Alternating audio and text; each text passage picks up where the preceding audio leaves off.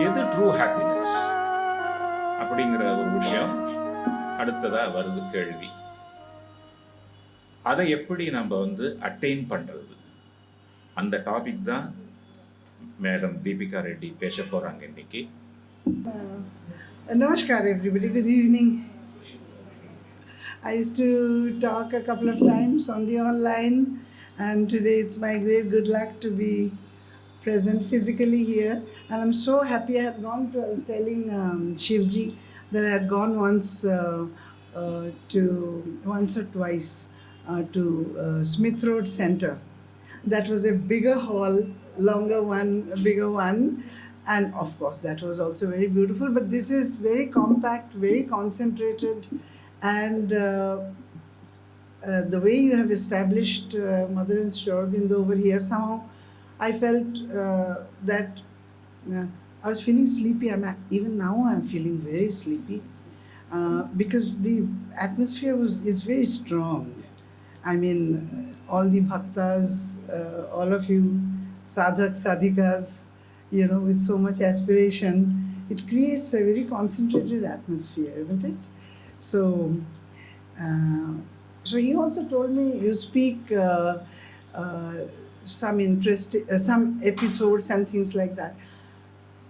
And then I said, is today really the day to speak about all of it? Because my topic, as Sir said, is happiness, true.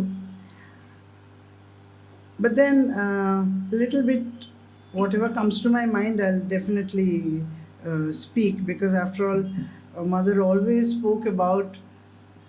I'll tell you when I start speaking. I mean, first I thought I'll speak about something about mind. I told him. Then I thought it's becoming very philosophical. Better I don't much go into it. Then I wrote an essay, Heaven's Call is Rare. No, that line of Savitri, a big essay with lots of lines of Savitri. Then I said, no, so many lines of Savitri. And today he has read so much of Savitri, my God, it would have been too much of an overdose, So I thought it's better that I speak about something which I'm sure all of us are doing in our life. It's more a reminder. You see, such satsangs, according to me, is an opportunity when we all collectively think of it. It's more like that. What can we say to each other? Why I took this topic up, one of the reasons, after thinking of two other topics, is mainly because it's, as I see, we call ourselves, thank you very much, this is good, this is more comfortable. We all call ourselves devotees of Mother and Aurobindo. Wherever I go, whether it is Calcutta or Madhya Pradesh or anywhere. And in the ashram, I've been living 6 decades in the ashram. But then when we go deep into Aurobindo and Mother's philosophy and thought, then we see that we are not even on the fringe. We are, if I can say, very far away, or we take it very lightly. I should rather say, if I can say that, the deeper we go within, we understand that we haven't almost been able to even take the very first step with the aspirations that we have. We have, definitely. And to a great extent, we think that, well, we are pretty sincere. And, our ordinary life, which Mother says that when we, what is that shift that we have in our life when we want to get the true happiness? Because we are so happy the way we live. Absolutely.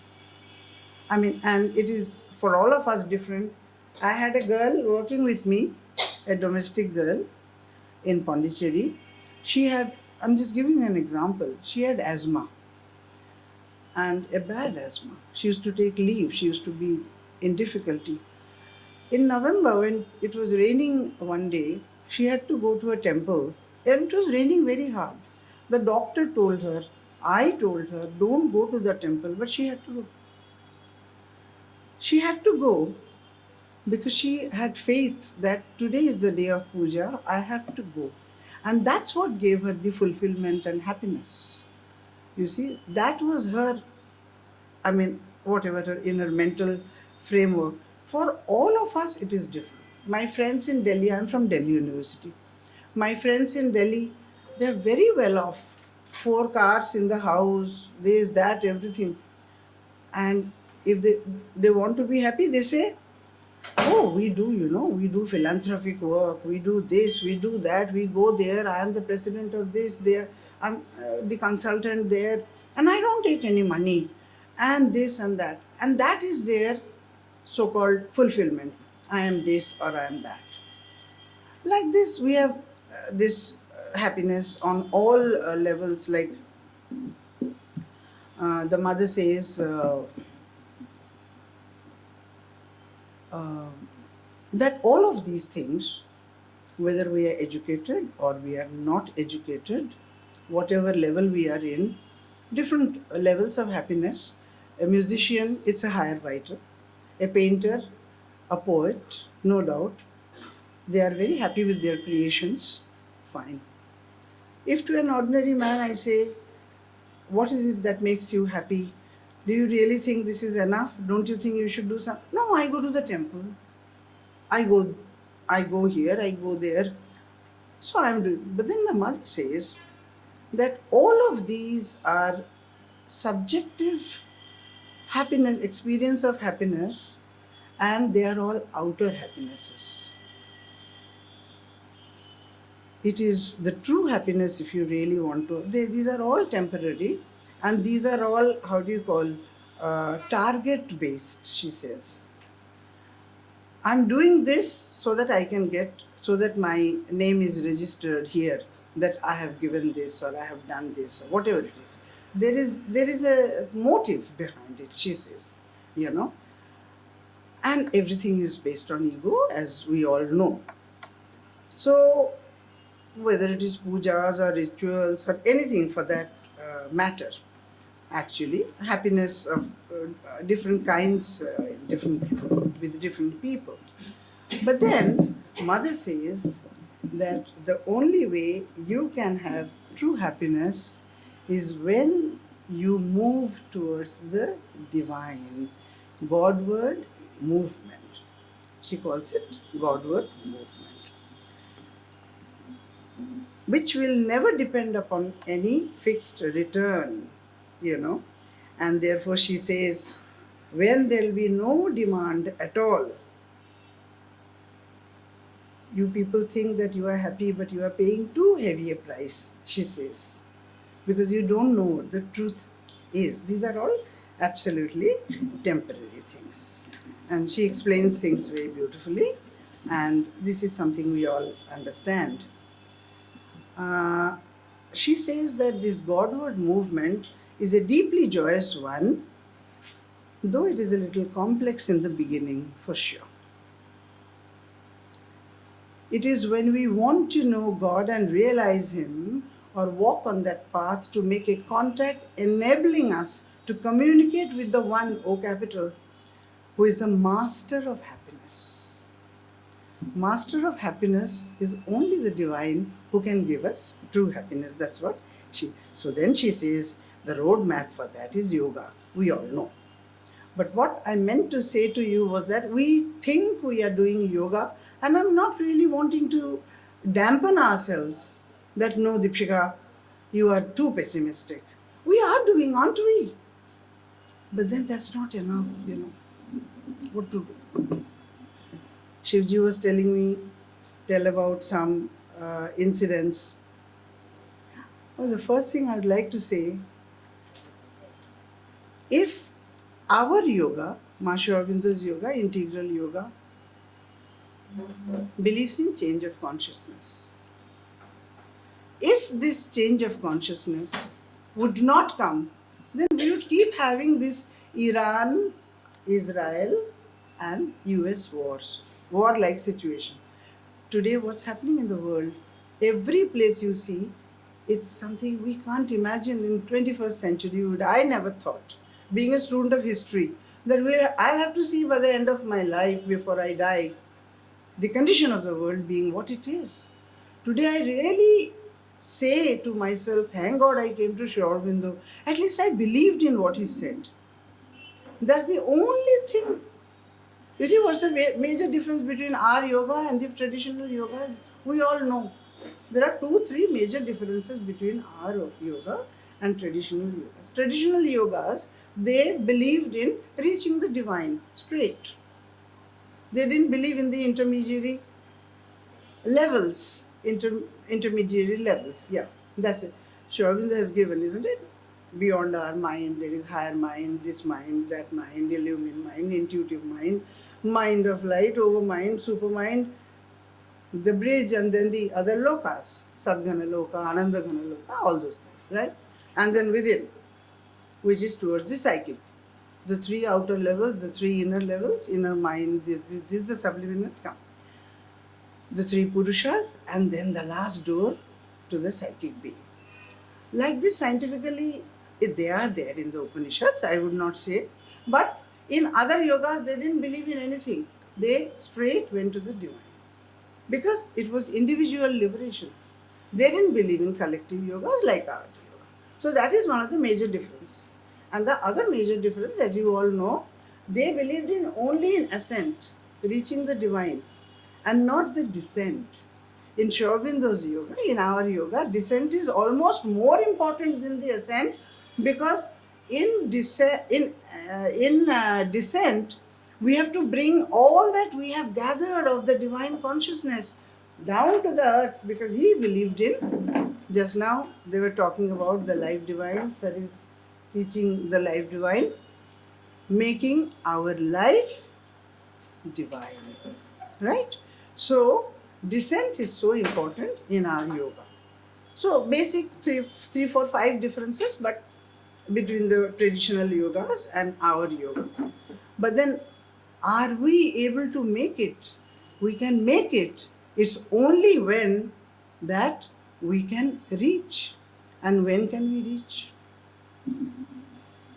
We have to have, as the mother says, that change of consciousness can come when we have not only aspirations, but will, W capital, behind our effort and aspiration.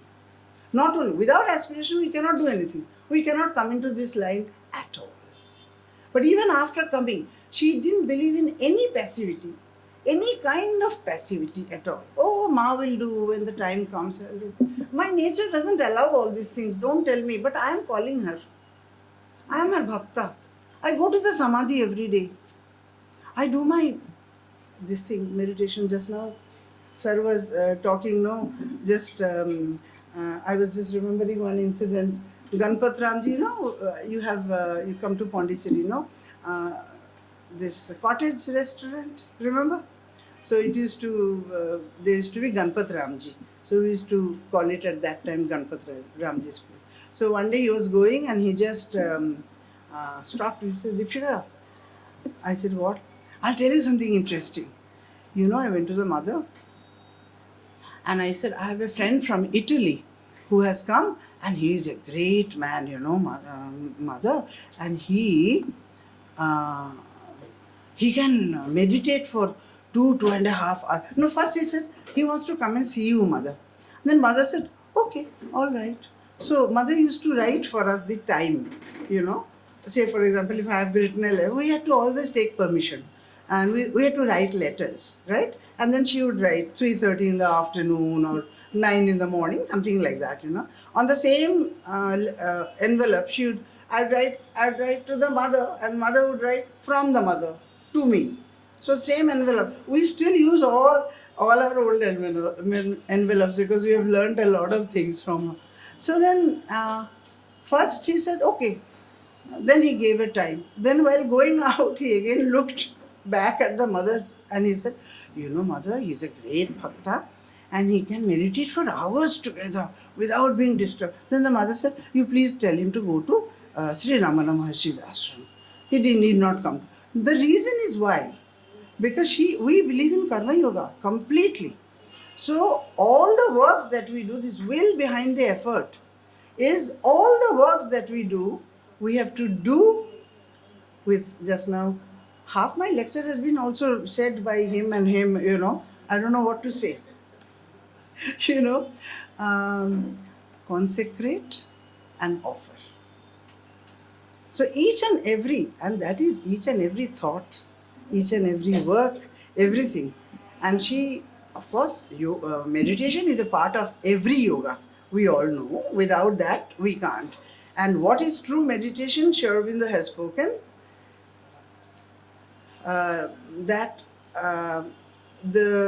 of course, I'll not go into details of meditation, but true meditation can and does create a blank, it's called a vigilant blank space within us.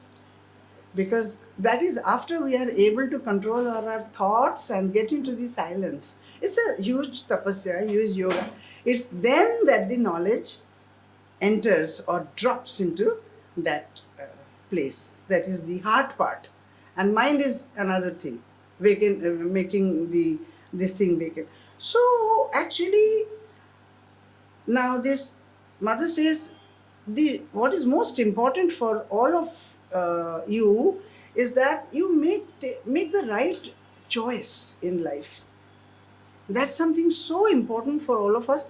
She says, make the right choice, which direction your psychic wants you to go. That is most important. In Gita, this is described as Swabhava and Swadharma. But that's exactly the saddest part, that we come to know about Swadharma when we have crossed half our life after 50s or 55. Oh, really, this is the call of my soul. All these times, I've been working here. But basically, working here, there, anywhere does not matter. But if we are able to remember the divine and continuously, I remember, in these Bengali letters, Sri Aurobindo used to write letters in Bengali to some ladies who didn't know any English at all. And otherwise, all his letters we know in so many volumes are all in English we read, isn't it? And I have been translating those letters because they were not translated. And every time he's in every letter writing, in Bengali, I will not say. In English, it is tell the mother, call the mother, think of the mother, remember the mother, speak to the mother. Not even physically. Physically, it's a different thing. In those days, they could meet Ma and Sri Aurobindo a little more. But even otherwise, he's saying, you will get all the help. Because, when we think of, now, she says, she used to take classes. These are from classes that I am saying. She described these function of mind, for that matter, through her class. The first thing she says that what we have to do and which we must do. Why I am saying we take her words lightly, or Sri Aurobindo's words lightly, because she says the first thing that you have to do in yoga sadhana, if you aspire to be walking this spiritual path, is to be able to look at yourself from outside of yourself. Imagine, this is the first lesson, she says. We cannot quieten ourselves unless and until we know how to look at. First is quietening the mind. Mind is factory of thoughts. So we have to watch ourselves from outside. So subjective and objective at the same time.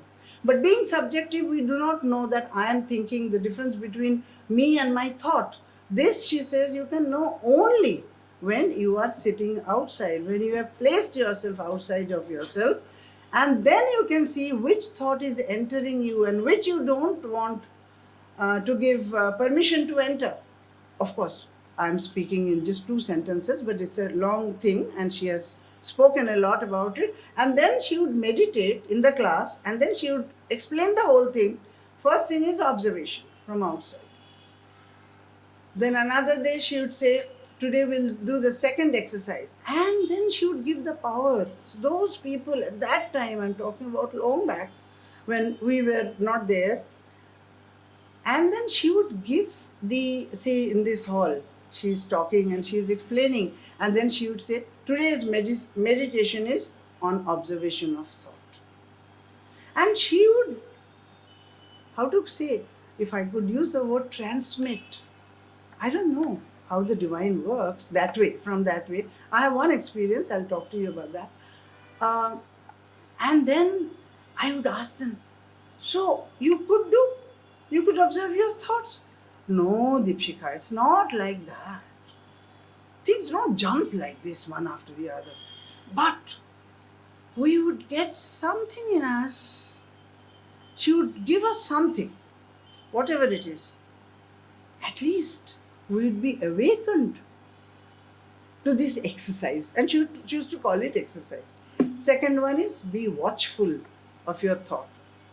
First is observation. Second is watch good thoughts. And if you don't allow any thought, then you are also doing away with good thoughts that are coming in, that want to come in, that can change you, that can benefit you.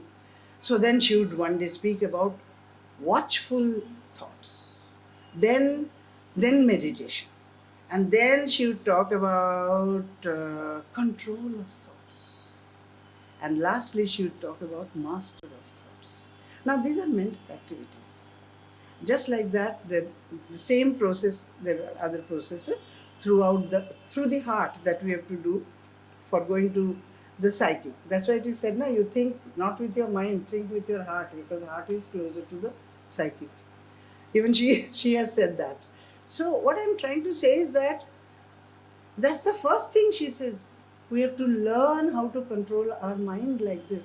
Otherwise, we can never be able to look at ourselves from outside as to be controlling the lower vital movements within us. Because,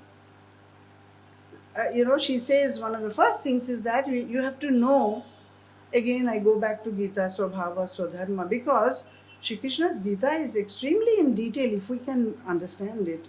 And Sri Aurobindo's essays on the Gita is a greater masterpiece. And so far as I am concerned, Bhagavad Gita is, oh my God, pranamya, absolutely. But Shri Krishna's, my husband says that it's only an avatar who can understand another avatar. All other commentaries are nothing in front of our essays on the Gita, So, very deeply he goes in.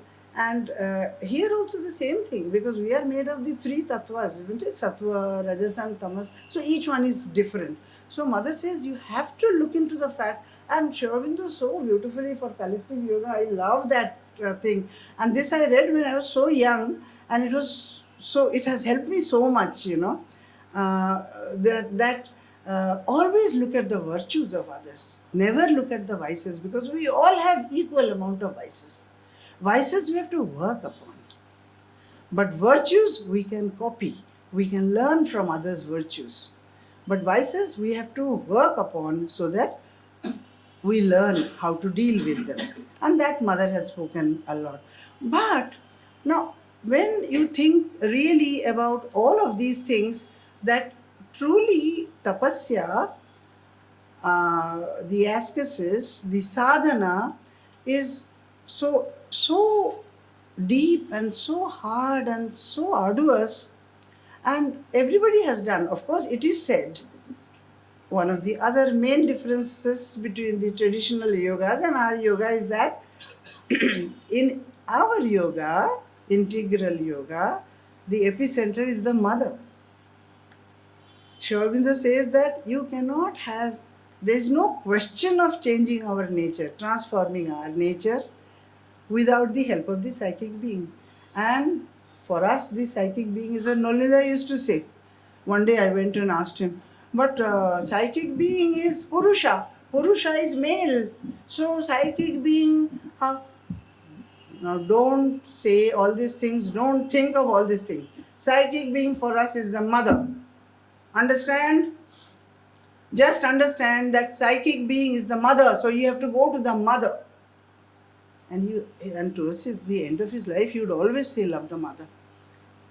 Last few years. And at that time, we used to think we were younger, much younger. We used to think we all love the mother. Why especially? What is the special thing about loving the mother? Really, believe it or not. The way we also took the mother for granted. Very, very honestly, because we saw her so many times and so many, we used to write to her letters and she would answer us and this and that and all. Even we have disobeyed her and so many things, that's what I mean, taking. But it's so difficult to understand the divinity because she wouldn't bring out her divinity like that, Though, of course, she was, in 1960s, she would always say, be conscious. Be conscious, be conscious, be conscious, be conscious. So much so, Anand is writing, I have got my knee hurt and this has happened and the doctor has said, mother is writing, be conscious. So, Jumurdi, she had a very big problem with her knees again and she wrote the same thing, be conscious. So he goes to her, say, yes, she has written, be conscious. So everything, even physical ailment, this, that, everything be conscious. Otherwise we say be conscious, that is the spiritual part of it, isn't it? Be conscious. Full time. That is because we are really not conscious. Just now Sir was saying, why there is repetition in life divine. Next chapter again starting, again he gives the gist of the previous chapter. Literally it has to get into our cells. Whatever Sri Aurobindo has been saying. That's the truth. And mother kept on saying, there are so many incidents I remember, though. But then, our life when we were young, we joined young, in our early 20s. It was truly how do you say, when you learn so many things, everything. First, elder people used to say, the only thing that you have to do, understand, reach the psychic. We hardly understood anything. At least I didn't understand anything much, But then, I started understanding things after when I started living with Anand. He was a very serious guy. So somehow, slowly, it's not my phone. Somebody's phone is ringing. You should... So they used to say, always about psychic. So all we understood was that we have to go within and reach the psychic. So we would sit down and, Ma, you are here. And this. Then there was in the society, there used to be Dr. Norman Dowsett. You may have heard, or you may have read his book. He was a devotee from London. And there was a disharmony in that department. I was also working for some time over in that department, and the letter, we used to write everything to the mother. For everything, very stupid things also, everything, and thank God she would also answer everything. That's why 3 hours she used to sleep in the night. Sometimes I just feel so much absolutely. And then one of Anand's friends, both of them, they go to Himalayas, and when they come back and meet the mother and wanted to say about their trip, then mother said, wasn't it very cold over there? Then they said, yes, ma, you were calling me, no? I was feeling very cold over here. So that also she would take care. My child is there, let her not, feel, too uncomfortable. From that on to anything. In Durga Puja times, she would get into trance, and then one day Champaklalji said, Madhav Panditji, somebody comes and says, this is what it is. I saw the mother, this is this. I saw Mother Durga in the mother. And then Panditji went to the mother the next day, and she said, this is the lady. Then she says, oh, now I understand why suddenly Durga came to me. I didn't think of calling her. It is her aspiration, her prayer. That's why Durga came to me. So So all these work she will do. She will also, our simple letters. Anand would write that I want to buy some goldfish. Can I go and please buy from Chennai or this and that? All those she will answer, and everything. I mean, only the mother that could have done that. But still, we used to take her. Not that what to do. That was our problem. So I've written so many points. Let me see. Norman Dowsett. Thank you. We wrote the mother. There is a lot of problem. That's this. Then mother said, "Go." Now I little laugh. I shouldn't laugh. Go above mind, and you will find the solution. I said to myself, everybody says go within the heart to psychic, and she's saying go above the mind. Oh my God, this roadmap, I don't understand what it is. Sometimes within, sometimes out. That kind of thing. And then we would go to elders, and at that time there were such wonderful people who would explain things. They would know that it is a stupid girl, young girl, she would not understand. And we used to get scolding because truly sadhana is something very serious. There is no doubt about that. And as I told you that we were young and, we used to have masti and all that. I still remember there was this thing, I've forgotten his name now, elderly person. We three friends were eating in the dining room, and we were nicely laughing and talking and all. He comes to us. Why have you come here? So we got a little frightened. Okay. To laugh? To waste your time? And such a big scolding we got. Giri, you can't imagine, really. And then we did, and still we didn't understand. We didn't want to understand, so to say. We just took our thalis and went and sat and ate somewhere, laughing again. It is much later that we came to know who truly the mother is, and what is this path of sadhana, this will that she is talking about. Nothing passive, surrender not passive, this not passive. All these things we understood much later. But then learning, why I am saying is that for everything, I think I may have written, then she used to say, Niratadi, we had ashramite, her name was Niratadi. Then mother asked her in the sports ground, why aren't you there? Why aren't you taking your this thing? My knee is very painful today. Why didn't you tell me? Like this to so many people. One of my friends, they were coming by car to Chennai, and there was a small accident. And next day, when she went and told the mother, she said, why didn't you tell me? She used to say, then people used to say, you know everything, no. What is to be told? You are God now. So God, divine knows everything. Yes, divine knows everything. It's more like when we were young, then we were, that it's like a computer. Everything is there, but we have to click no. So you have to tell me, you have to remember me. And practically these come so close to the letters of Sri Aurobindo, where he would all the time say, connect, you have to be connected. Here, of course, I'm not following my... and mother used to say, one thing, try your best not to believe your mind. Because mind is so divisive, and mind, if you believe mind per se, then you will be how do you call, you will not be located rightly. So always go to the divine, not to your mind. Because mind is, she used to say, mind is basically primarily guided by your ego. So long as you haven't been able to work out that part, so you better. So in the beginning, when I used to hear, don't believe your mind. Oh my God, the only instrument that we have is that of mind. How to? But then in the spiritual path, there are so many other things that.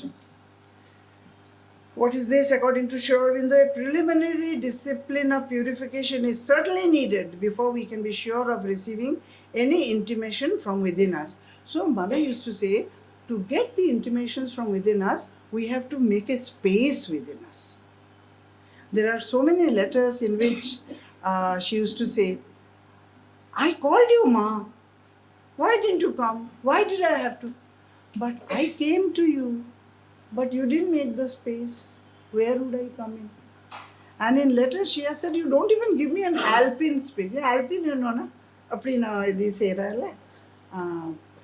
Alpine. You don't even give me an alpine space to come inside you. So how do I, what do I do? Same thing happened over there, you know, in, I was in Aurobindo for 8 years, and you may have heard there used to be a department called Toujours Mieux. It was an atelier kind of a thing, like we have in the ashram, and it got gutted in fire. And who was taking care of that department was the gentleman who made that urn in the in Aurobindo Matrimandi amphitheater. That urn, no, that with how do you call shed pathar ki bole? Shed pathar. Now this marble. They cut out stones with marble and put.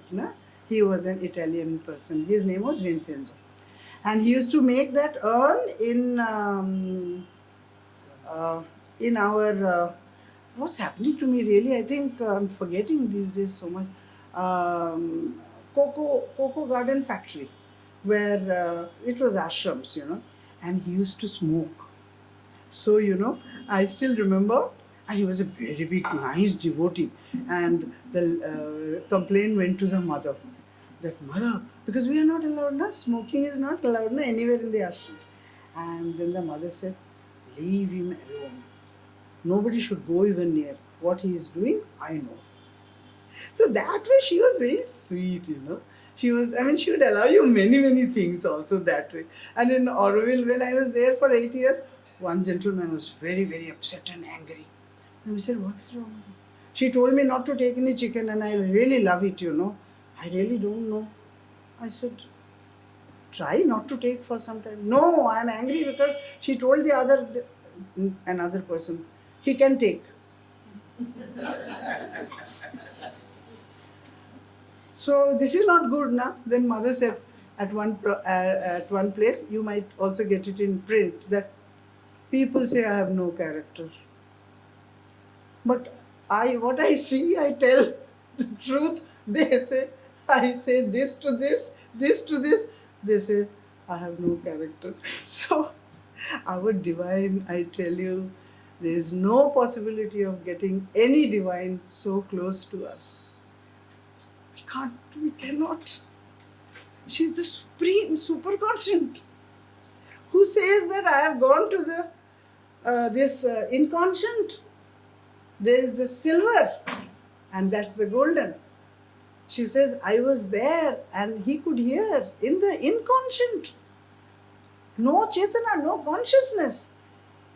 He opened his eyes when mother went. This is our goddess. And when she says things, we don't hear her. We take her lightly. So beautifully she says, you have to do this. If you are not detached with this world and attached to the divine, you cannot get it, my child. You have to be. So long as you don't understand that ego's kingdom is with desires, possessiveness, lower vital, all the rest of the things, you have to understand it, and you can do it when you are objectively looking at yourself. And a day will come if you can hold the hand of, Sri Aurobindo also says, hold the hand of the divine. Then this tapasya, which was there in the ancient yogas, major difference with us is that there they did the tapasya themselves with their own might, which is great. No doubt about it. No doubt about our spiritual luminaries in our country. We are in India. I mean, really, this is the only hallowed land, perhaps, from that angle in the whole earth. True. But in our yoga, Sri Aurobindo says, you have to go through. You have to go through tapasya. You have to go through ascesis. You have to go through. But holding the hand of the mother. So finally, It is she who will do it if you can give her the space. It is she who will do. And the only fulfillment of our yoga is the delight that we get after small little victories. Of course, in like in synthesis, it is written that in the beginning of yoga, like we are in now, we are all in our beginning stage. You will go one step further and you will again come down. You will go 2 steps and again come down, but don't leave the effort. And he has said that though all life is yoga, in our sadhana, you see, when mother guides us, what happens? Swami Vivekananda, when he was given wine in the West, in America, who does he see? The face of Sri Ramakrishna, his own Guru. So the divine is all the time. If we are going on any, if not wrong path, at least deviation also, then he holds. So we have to hold the hand. Otherwise, we can definitely go off the track. That's the reason Sri Aurobindo mother. And it is only they who can make us ego free. They who can make us possession free. Of course, ego free is a very advanced stage. Then only it does become. But then, yeah, at least we go step by step. And that happiness, when we start getting, she calls it small victories.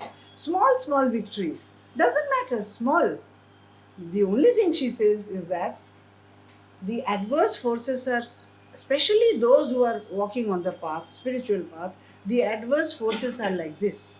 When they can enter us, one wrong thought, one wrong movement, one jealousy, we are opening the door for them to enter, actually. So she says you have to be very conscious. Why did she say be conscious all the time? It's only because of that. Because we have to keep on analyzing our thoughts, our feelings, our impulses, emotions, everything. Absolutely everything. So there is training of the vital, training of the mind, training of the body, everything, psychological, from all angles. We have to be conscious and we have to be alert and vigilant.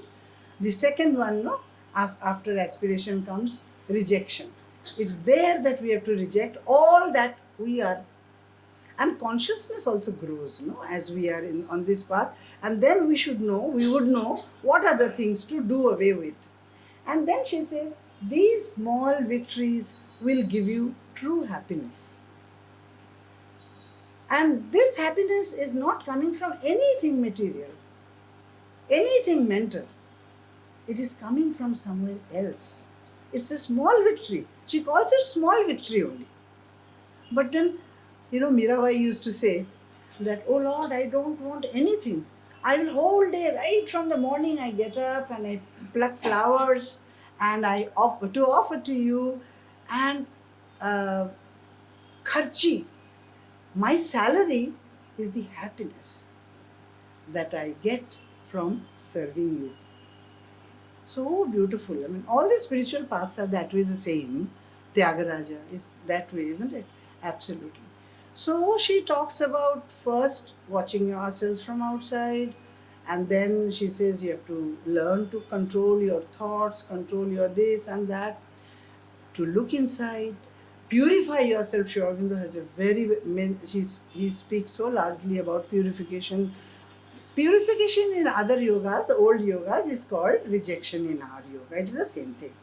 And then the surrender, which is the ABC, MNOP and XYZ, everything of our yoga, from the beginning till the end, isn't it? Consecrate, and then what Sri Krishna says about not the fruit, the same thing Mother also says. Never think about the fruit. Your effort has to be sincere, and that's all about it. Whatever the result, you have to learn to accept. That's what is surrender. If you are thinking you have to have this kind of, I must beget this, I've done so much for this. So yoga is, in a way, very much understandable. It's not that it is not, but what we forget, remember and offer, the same thing in the Gita, is that we forget. So then she says, the best way to remember is that when you make divine your friend, your closest, somebody who is the closest, without whom you cannot live. Actually, you cannot survive. And then the example is that, say, when you make a friend, better to say boyfriend,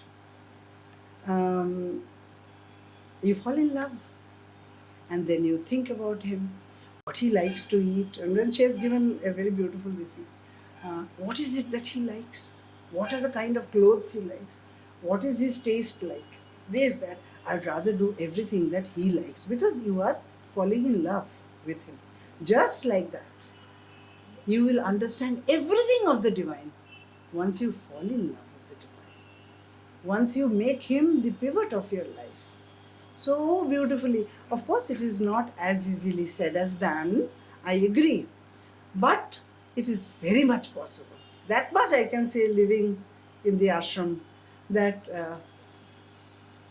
it is very much possible, because it is an attraction.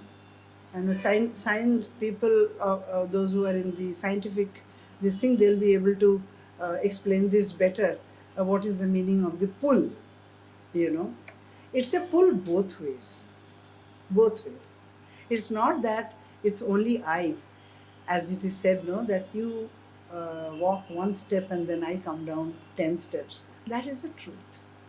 That's truly. This much I can say, that there is not one letter false in that.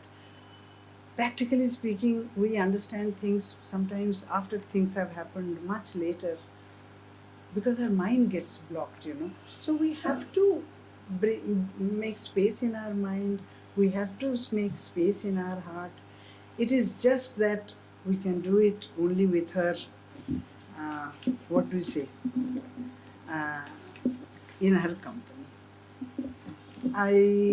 What is the time? My time is over, no? Should be over. For 7:40, and then he will also take some, and then we have to eat also, no? No. I'm just going, but I'll read. Where have I written a prayer? Yeah, beautiful. I'll close by saying that Sri Aurobindo has said that when we are luminously aware of the guide and his guidance, that is the psychic, and then the guidance of the psychic, and when we feel his power, P capital, working within us as the instrument and the participator in the divine work, that is the purest kind of happiness that one can aim and attain in life. Beautiful, no?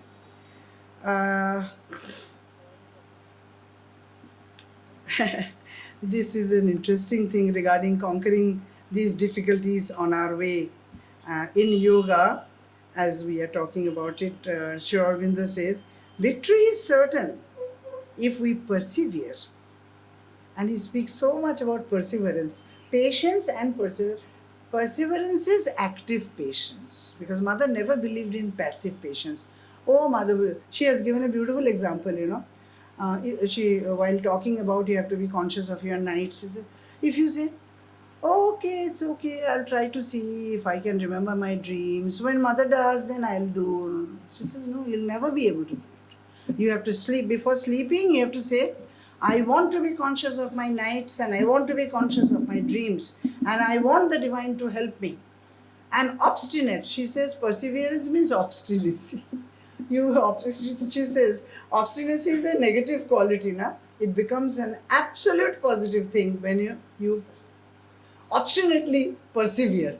And you will definitely one day be able to gain with your nights. Very beautiful. There are in, you must have read it, quite a few pages that she writes about that.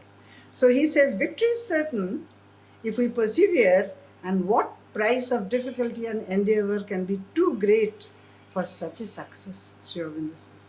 But I would like to end it with a beautiful prayer of Sri Aurobindo, which I love. Okay? And we all know that. But it is so nice to speak it out amongst all of us. It's a daily prayer. In the night as in the day, be always with me. In sleep as in waking, let me feel in me always the reality of your presence. Let it sustain and make to grow in me the truth, consciousness, and bliss constantly and at all times. Thank you.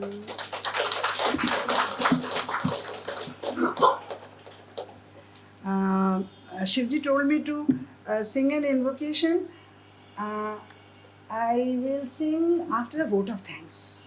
We'll finish it with the name of the mother. Okay? Good.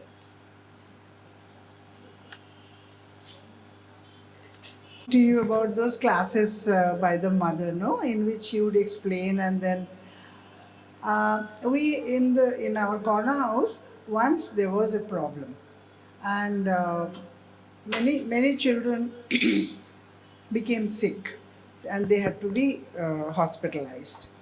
So then the matter went to the mother, and she said it is not the food. We thought it was the food because we were thinking that payasam was given, and milk only is so hot, no, like Chennai only. If it is at that time, there was no cold storage. I'm talking about when I was there. That is too long back, 69, 70. Okay, so cold storage was not there. It came about later. However, so we all thought that so many children are sick because the paal konja ketta hai pa. So we thought like that. But then when the matter went to the mother, she said it is the disharmony in the corner house, in among those who are working in corner house, which has affected the children's stomach. Did you all understand? Yes. Some, you call all of them to me. So we all went to the mother, right? Angepona. There was one girl, younger, much younger to us, not much, but she was in her teens, we were in our early 20s. She started telling the mother in Bengali, yes, there was fight and this and that. We too couldn't speak anything because whenever we went to the mother, we all became blank. I was telling Shivji today, actually. So we all sat there and we were absolutely in that tremendous atmosphere of the mother. And that girl told whatever came to her mind. Mother heard her. She kept quiet. Champaklaji was there. Said, okay, you sit down. We were all absolutely pin drop silence. Absolutely. And then, after some time, she said peace 3 times. And believe it, that's I was telling you now that I have an experience of, because we never went to any of her classes or things like that, no? So because they were earlier done, you know. When we started going end of 50s, things were becoming, her tennis also finished 59, around 60 she went up to the 3rd floor and all that, so we didn't. And that those 3 utterances of peace, it changed everything. That is one solid experience that I have by, and things completely became different in our corner house also. So this, the divine, what she cannot do. She just has to, we have to be able to receive. That was a great. So I used to think when she used to explain in a class, so they had, and when she said, now we'll meditate on that, what she has spoken, what will be, na? It is like, you can't imagine. What are the things they received, you know? That I just wanted to say that. Okay, I'll see. I don't need this. I think I can. I'll sit down and sing. You know.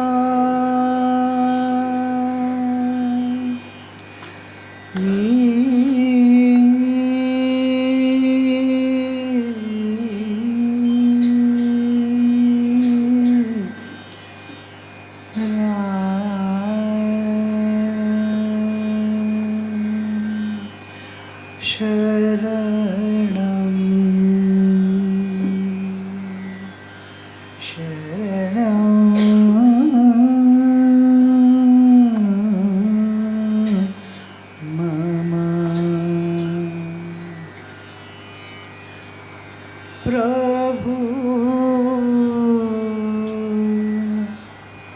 तुमको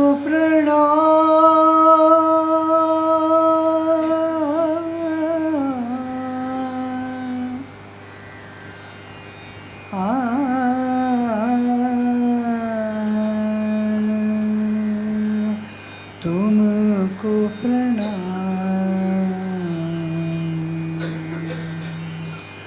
तुमको प्रणाम, तुमको प्रणाम,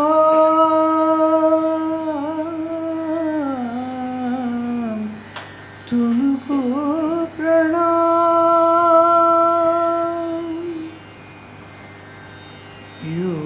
योगेश्वर तुम दिव्य द्रष्टा, पुरुषोत्तम ज्योतिर्मूर्ति,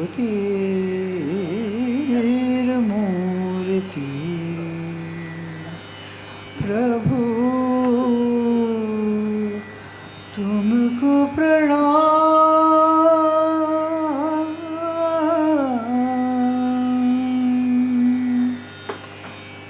देवी मीरा अदिति भगवती,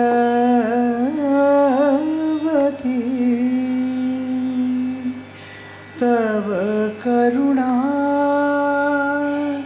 तव प्रेम सुधा, शरणागत तव चरणे, मां शरणागत तव चरणे। तव लीला धरणी तले, मीरा तेरे कोमल चरणों में हम नतमस्तक सदा,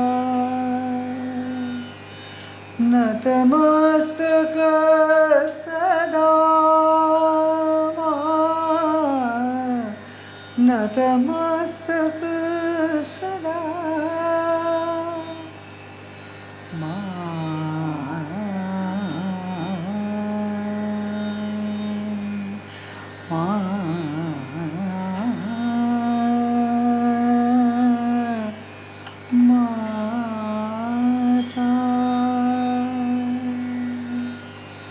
तुमको प्रणाम, तुमको प्रणाम,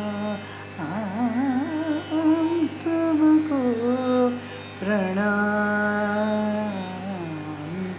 तुमको प्रणाम,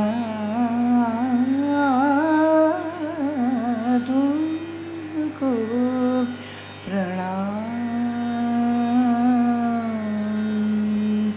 श्री हर Ma.